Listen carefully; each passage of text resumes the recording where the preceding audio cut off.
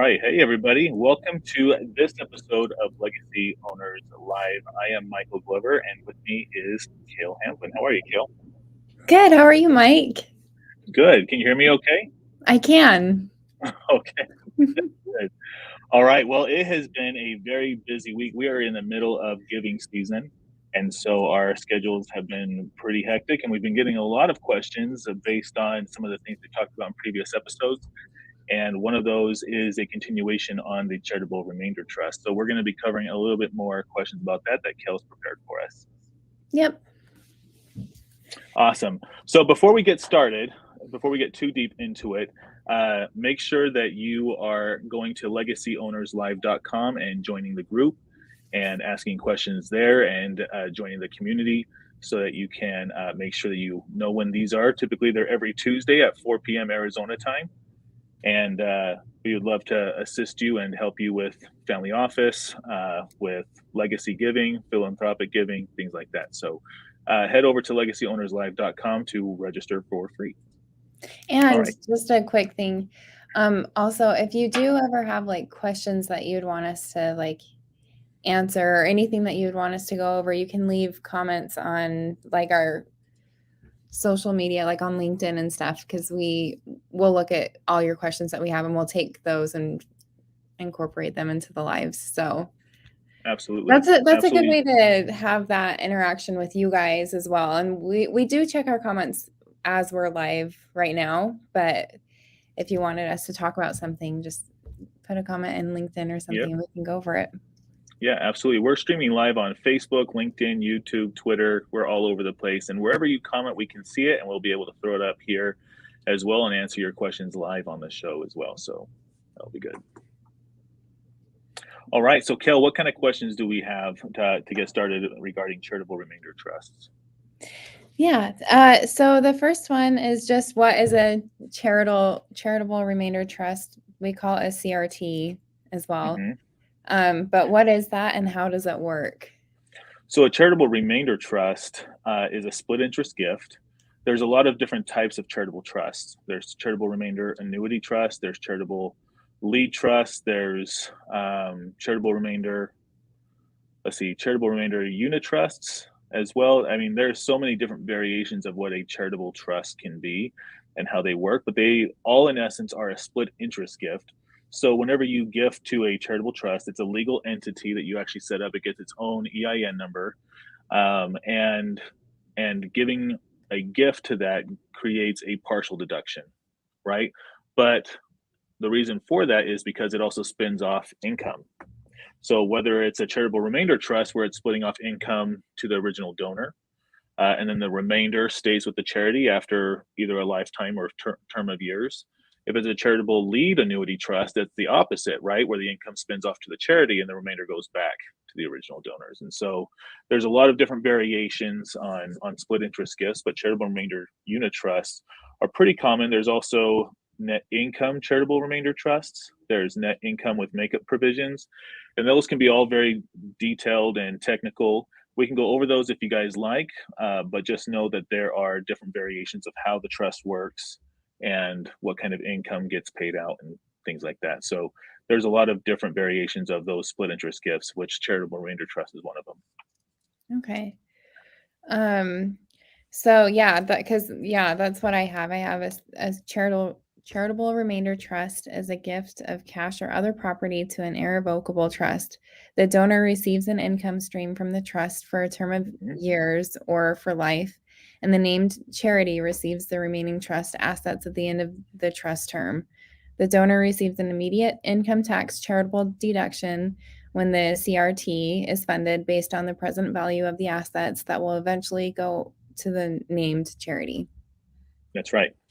That's right. And that named charity can be a specific charity that you designate, or it could even be something like a donor advice fund as well. Okay. Which is really good to have, just because, you know, sometimes, especially when you're talking about lifetime, if someone in their 50s sets up a charitable remainder trust and the life expectancy is, 45, 50 years, people are living longer these days. It can be difficult to reassign beneficiaries, while you're living, or especially after you're dead. But Having that as a donor advice fund makes it more flexible to where now you're the advisor on the fund, or you have successor donors to the donor advice fund where they can pick what kind of causes and things like that that they can donate to. Okay. So yeah, you did just answer that question. You can change the beneficiary of a CRT. Yeah. While Yeah. you're living, while the original donors are living, once the original donors are passed away or gone, that's pretty much set. Okay. Okay. Um, and then how many beneficiaries can a CRT have? Right. So there is no limit technically. You do want to kind of keep it simple, but there really is no limit on the kind of how many beneficiaries. Some people have specific charities in mind, and they may have 3, 4, or 5, whatever, 10 different kind of charities, depending on how big the CRT is. At the end of its life, can go to a whole bunch. But then that's how a donor advice fund really simplifies things, is because sometimes charities suffer what's called mission drift, and they are no longer fulfilling the mission that the original donor wanted. And so changing that can be a little sticky and difficult. But having a donor advice fund and having that set up properly makes it so that advisors can advise on which charities go at that time and which charities have those statuses at the time that grants can be going out. And so I just had a conversation with somebody the other day, actually, where setting up a donor advice fund as your family foundation is a good idea, because we have a donor advice fund with my family, and we use it to help train our kids. We've talked about that before, right? And we give throughout our lives, and not just going to be funded by life insurance or charitable trusts or anything like that, but the donor advice fund is an active vehicle that we're using for charitable giving. But with the CRT, when those funds move from the CRT into the donor advice fund and it's funded, right? Now you can give to specific charities and specific causes as a family, and those successor donors have been trained in order to do that on, what kind of charities do you want to work with and how can that benefit the family and show, social impact. And so having that donor advice fund is kind of simplifies things, rather than, after your death, you have, the big estate planning meeting and all that kind of stuff, and you're making sure that all the right provisions and portions are going to the right charities. Instead, have it just go all to the donor advice fund, and have those advisors have those advisory rights, have them advise on where those should go. That's It's nice to have. my own opinion. Yeah. Yeah. Yeah, and we did talk about donor advised funds last week, and there's blog posts on donor advised funds as well, if anybody wants more information on donor advised funds. But yeah, that's nice to have. Absolutely. Absolutely. I was just looking to see if we can, let me just create a banner here real quick. We have a bunch of articles right here at legacyglobal.org. So if you want to check out articles on that, legacyglobal.org has a ton of resources on charitable remainder trusts, donor advice fund, family councils, things like that. So go check that out as well. Yeah. Okay, so what are the charitable remainder trust distribution rules?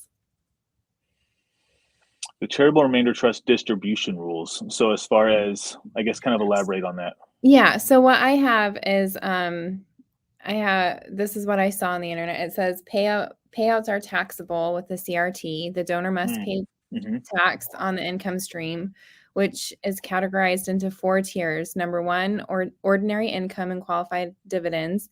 Number 2, capital gains, which is like short-term personal property depreciation, long-term gain.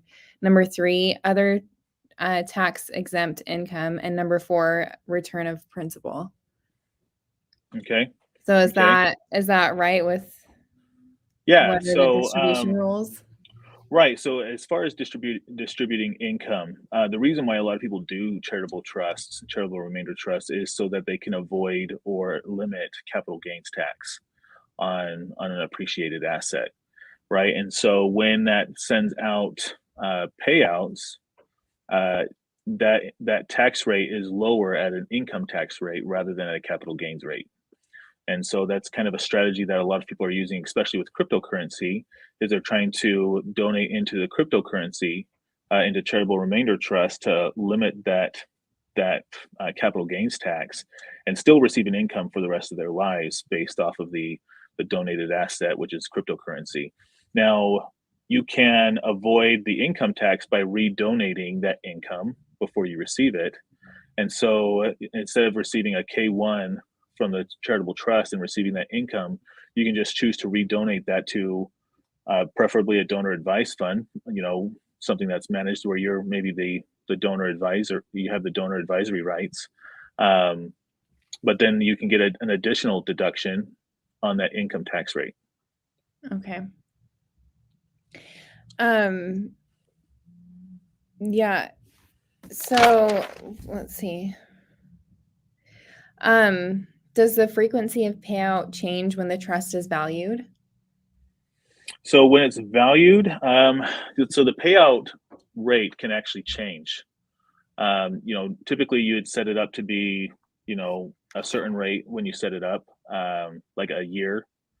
You would have annual payouts or quarterly payouts, something like that. But if you wanted, you could redo a calculation and have it pay out, half of the year, and then do another calculation of how much it owes you for the rest of the year as well. So you set it up as an annual rate, or a monthly rate or whatever, but that can change a little bit depending on if you're needing, the income that it can produce more frequently as well. Okay. And if the trust earns more income than it's paid out, does it owe taxes on the excess, like on the extra? Mhm. Good question. So it's a charitable trust, so it is tax exempt.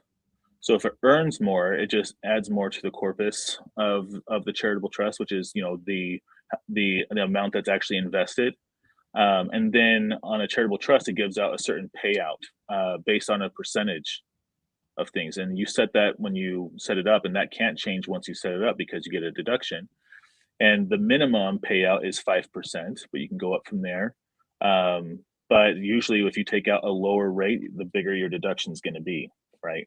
And so, as far as being taxed on how much it makes, no, but you get taxed on the income that you receive from the trust. Okay. Okay. That's interesting. Hmm. Okay.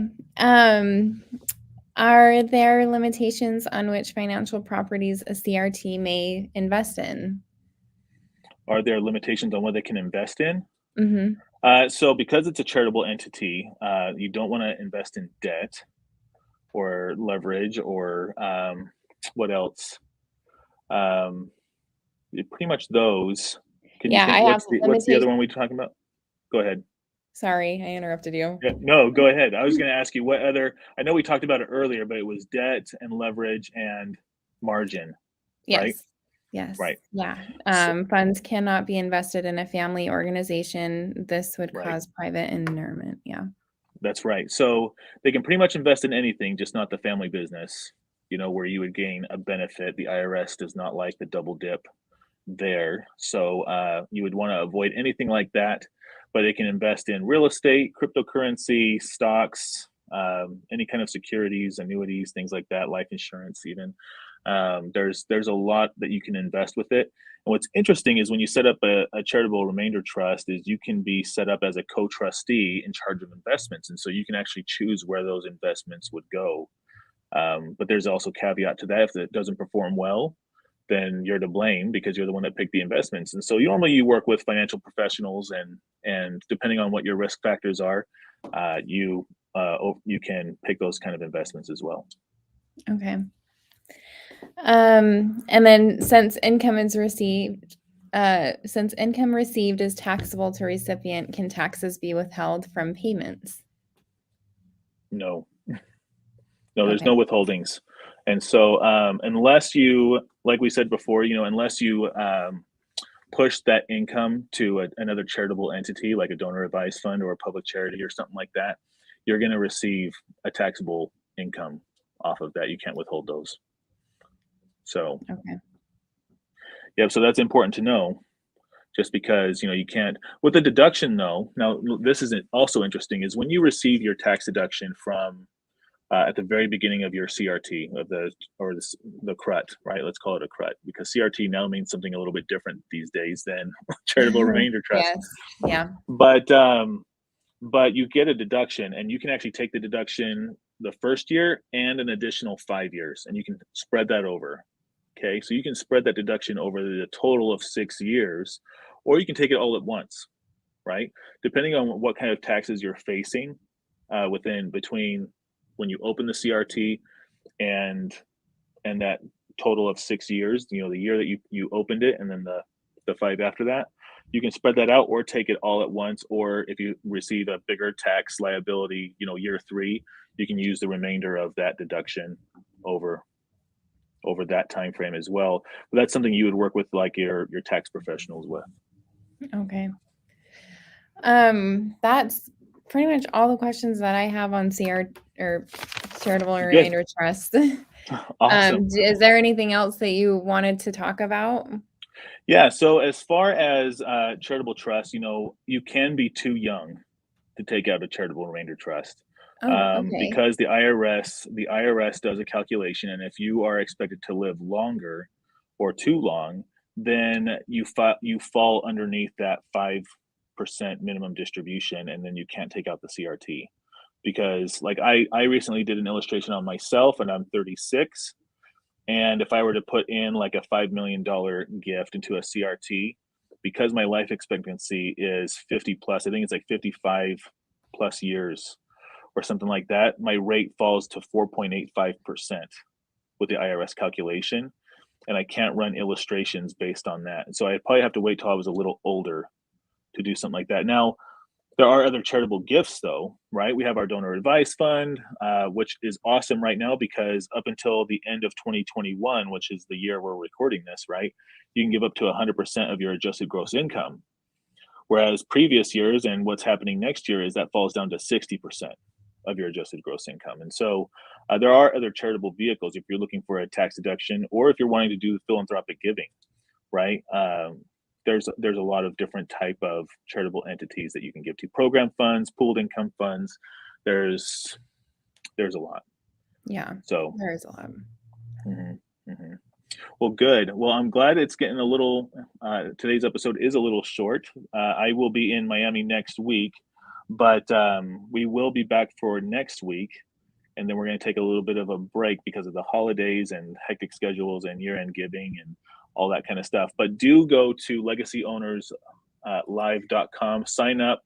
If you guys have questions, we can answer them there for you as well. We can also set up appointments with you one-on-one to discuss your particular situation and see what we might be able to do for you there. If there's anything else, Kel, do you have anything else you'd like to share? Nope, that was it. Okay. All right. Thank you guys very much. We'll see you guys next week. Okay, thank Bye-bye. you.